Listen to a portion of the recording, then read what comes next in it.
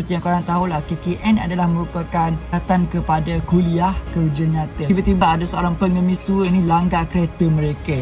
So, bila Noh pandang pada pengemis tu sekali lagi kata jangan pergi, jangan pergi.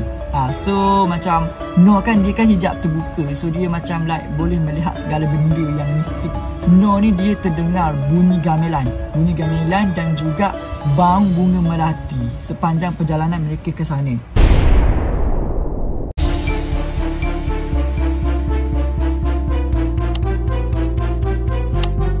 Hi guys, it's me Izwan Shah.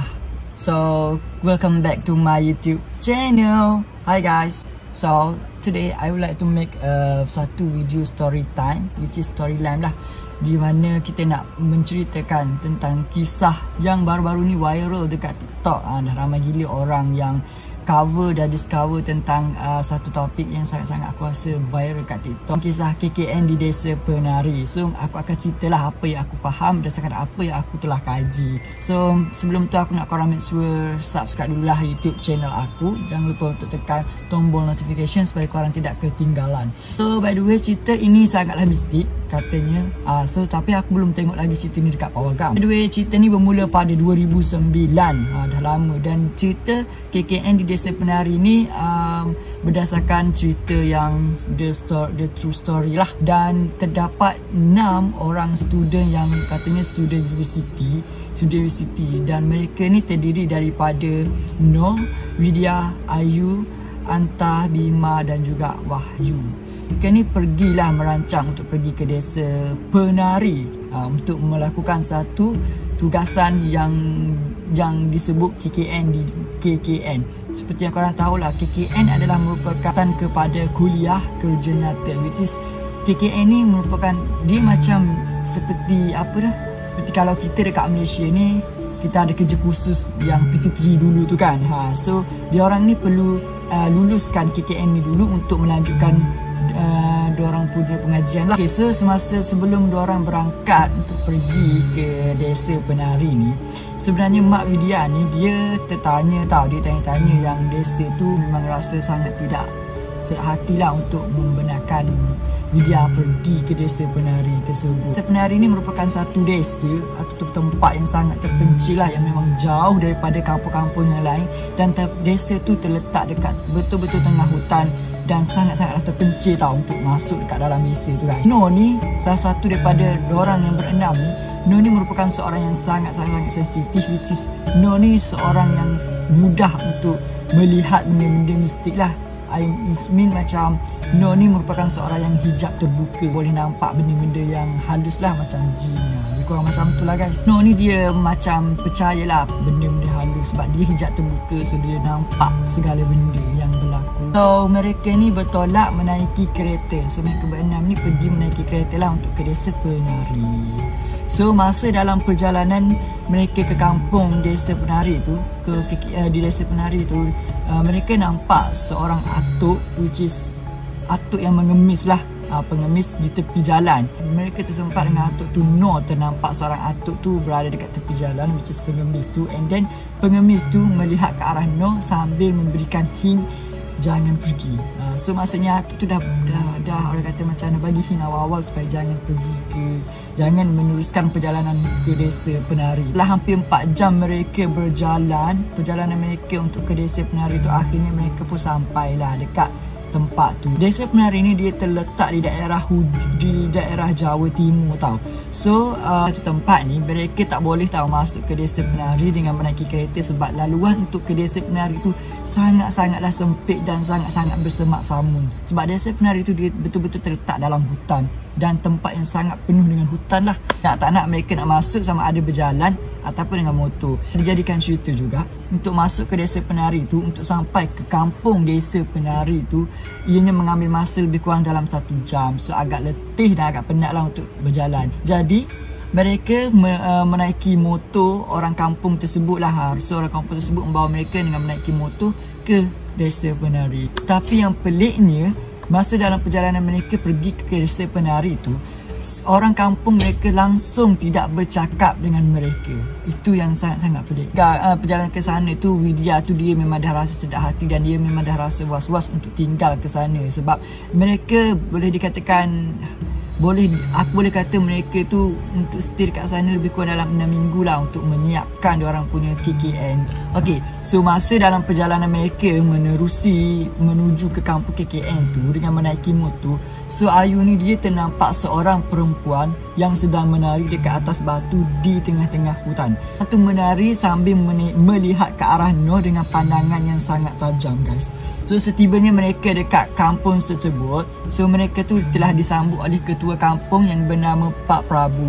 Pak Prabu ni dia sebenarnya tidak bersetuju tau dengan keputusan mereka berenam ni untuk stay dan tinggal dan buat KKN dekat kampung tersebut. Aku pun sebenarnya masih tertanya-tanya ke apa sebab Pak Prabu tu tidak membenarkan dan tak setuju mereka untuk membuat KKN kat sana. The way setelah dipujuk oleh mereka, akhirnya Pak Prabu memberi keizinan untuk mereka tinggal dekat kampung desa lah untuk menyiapkan KKN, tetapi ada pantang larangnya. So setibanya dekat sana, bila sampai je, Ayu dengan Noh ni berjalan-jalan lah keliling dekat sekitar kawasan kampung lah, nak menikmati pemandangan, tengok suasana kampung apa semua kan.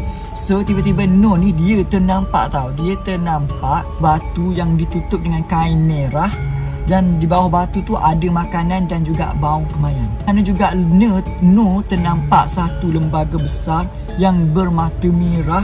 Makhluk itu berbulu dan bertanduk ke bawah. Seperti waktu yang telah ditetapkan, mereka pun pergilah ke kampung desa tu ke desa penari tu, kampung desa penari tu untuk buat KKN. So masa dalam perjalanan mereka pergi tu, masa tu hujan turun dengan renyai lah, maksudnya hujan manja macam tu. So masa mereka stop, masa dalam perjalanan tu mereka berhenti dekat satu traffic light lah. And then tiba-tiba ada seorang pengemis tua ni langgar kereta mereka. So bila Noh pandang pada pengemis tu sekali lagi kata jangan pergi. So macam Noh kan, dia kan hijab terbuka, so dia macam boleh melihat segala benda yang mistik macam tu lah. Untuk masuk ke desa penari tu, guys, mereka kena naik motor sebab laluan kat sana sangat-sangatlah sempit. So masa mereka sedang menuju perjalanan ke desa penari, Noh ni dia terdengar bunyi gamelan dan juga bau bunga melati sepanjang perjalanan mereka ke sana. Okay, so Noh tu tiba-tiba ternampaklah seorang perempuan yang sedang duduk, and then perempuan tersebut tiba-tiba menggerakkan badan dan menari mengikut rentak gamelan dengan lemah gemah lainnya di tengah-tengah kegelapan hutan. So dia menari dekat tengah-tengah hutan yang gelap, guys. Korang bayangkan secara logiknya, bila kita fikir, siapa je yang nak menari tengah-tengah hutan, guys, pada malam hari. So tapi even dia menari dalam gelap pun, Noh still nampak dengan jelas tau dia menari dengan lemah gemah lainnya. Tetapi Noh ni dia tidak memberitahu kawan-kawannya apa yang dia nampak. So dia just keep in mind saja, maksudnya dia simpan saja, dia tak bagi tahu pun member dia apa yang terjadi dan apa yang dia telah nampak. Sampainya di sana, Pak Prabu sambutlah dorang dengan begitu baiknya lah, macam tu. So semasa dekat kampung desa tu juga, dalam masa yang sama, Noh ni dia ternampak lembaga hitam yang bermata merah tengah intai dorang di sebalik pohonan. Widya ni dia ada tanya kepada Ayu, di mana dia ni ada terdengar tak bunyi gamelan ataupun something bunyi lah macam tu. Dan Ayu memberitahu maybe ada pesta ataupun kampung tersebut tak ada membuat satu pesta ataupun meraihkan apa-apa kan, macam tu. So tiba-tiba Noh ada kata kepada Widya, di mana kalau orang tua-tua dulu kata bila ada bunyi gamelan itu bermakna ada petanda yang buruk akan berlaku. Aku juga pernah tanya Ayu Noh pernah tanya Ayu, ada tak diorang ni ternampak something yang pelik-pelik di sepanjang perjalanan diorang berada dan pergi dekat kampung desa penari tu, guys. And then Ayu ni dia jenis yang tak percaya kepada benda-benda mistik macam itulah. So pada malamnya mereka itu tidur, and then masa mereka itu tidur, Noh tiba-tiba terbangun kerana Noh terdengar satu bunyi jeritan yang sangat kuat, and then Noh ternampak satu lembaga hitam yang dia nampak tadi, and then Noh terus tutup dia punya muka dengan selimut sebab dia takut. And then keesokan paginya pula, Noh dan Vidya pergilah mandi dekat sebuah tempat yang aku rasa tempat tu like macam kuil yang kecil macam tu lah. Seperti kuil yang kecil tu. So diorang tu pergilah mandi dekat sana. Diorang still rasa ada something yang sedang mengikuti diorang, dan still rasa macam dikacau oleh benda-benda yang tak berapa diorang nak percaya macam tu lah. I mean macam dikacau oleh benda-benda halus macam tu. Diorang pergi balik jumpa dengan Pak Prabu, and then diorang bagi tahulah cerita dekat Pak Prabu yang diorang rasa tidak sedap hati dan dikacau, seolah-olah dikacau oleh benda-benda yang pelik, benda-benda mistik macam tu. So bila tiba dekat rumah Pak Prabu tu, dekat rumah Pak Prabu tu ada seorang tua, ada orang tua yang bernama Pak Buyut. So Pak Buyut ni kata Noh sebenarnya ada penjaga dia tersendiri. So dia tahulah yang bahawa Noh ni ada penjaga. Pada malam seterusnya, Noh ada termimpi yang Vidya memeluk seekor ular, dan seolah-olah Vidya ni berkawan rapat dengan ular tersebut, guys. Dia terbangun kerana dia bunyi sangat-sangatlah bising. Dia bunyi sangat bising, and then sampai dia terbangun daripada mimpi tu. And then bila dia terbangun, dia ternampak Vidya tu seolah-olah kena sampuk dan sedang menari dekat tengah-tengah malam tu. Korang rasa macam mana? Sebenarnya ada plot twist kat situ, tapi aku tak berapa nak faham sangat. So aku akan teruskan lah cerita. So esokan pagi pula mereka pergi balik jumpa dengan Pak Prabu, and then dan juga Pak Buyut.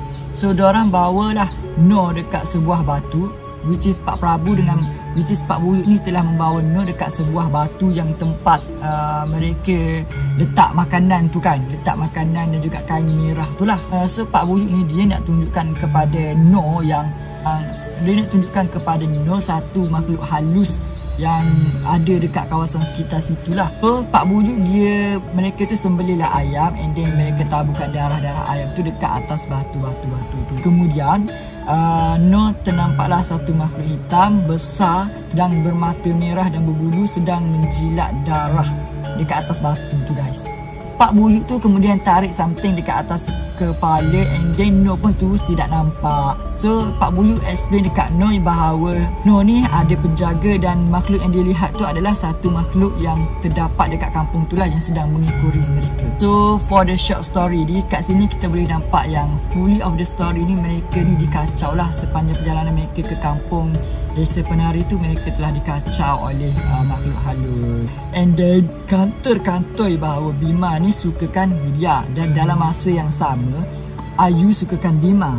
Faham tak plot twist kat sini, guys? So Bima ni dia nak dapatkan Vidya dengan cara yang halus. Ayu ni dia memang sangat-sangat sukakan Bima, and dia nak dijadikan cerita juga. Ayu dan Bima ni telah melakukan satu benda yang terlarang dekat kampung tersebut, which is mereka telah melakukan hubungan intim dekat satu tempat, which is tempat tu adalah merupakan sebuah tempat persembahan tarian yang dipersembahkan kepada jin-jin. Macam tu. Tak lama kemudian mereka, Ayu dan Bima ni telah disumpahlah kerana mereka telah melakukan perbuatan yang dilarang lah, perbuatan yang terlarang. So mereka berdua telah disumpah oleh jin, dan Ayu telah lumpuh satu badan dan memang fully tidak dapat digerakkan. Even pergi jumpa doktor pun, doktor tak dapat mengesahkan apa penyakit yang dihidapi oleh Ayu. Dan selepas 3 bulan kemudian Ayu pun meninggal dunia, dan juga tak lama kemudian Bima juga turut meninggal dunia. Itu sajalah cerita yang dapat aku kongsikan kepada korang semua. Apa yang aku faham sebenarnya, story ni memang sangat panjang dekat Twitter. So kalau korang nak lagi faham, korang boleh baca sendiri, sebab aku rasa macam like panjang sangat. So sampai sini sajalah aku dapat cerita. So kepada korang, kalau korang suka dengan cerita, kalau korang nak lagi mendalami ataupun nak lagi faham, ataupun korang nak lagi part 2, korang just komen saja dekat bawah tau. And then aku rasa sampai sini sajalah. Terima kasih kepada korang yang